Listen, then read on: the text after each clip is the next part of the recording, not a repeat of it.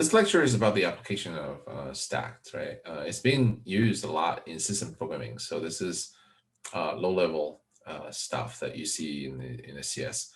Um, Typically, because of the nature of Stack, given that it is last in, first out, a lot of times, in systems where you have one procedure calling another one, right?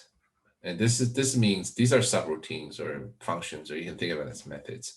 So A calls B and B calls C, and at some point C returns, right? So what happens is your flow of control then needs to go back, right? Go back. But how do you? So this is back, right? Or return, or this is back. But let's say if you have a list of your basically your journey, right, captures here. So this is A, this is B, and C. Now C returns, right? But how do you trace your way back? You use a stack, last in, first out, right? So when C is done, right, this is done, then you can pop, right, the information off of the stack.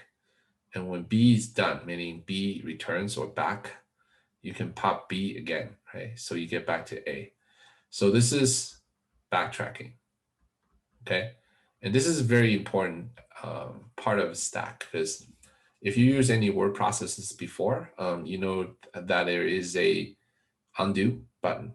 And how does your word processor or your Microsoft Windows, right, or Word keep track of what you just did?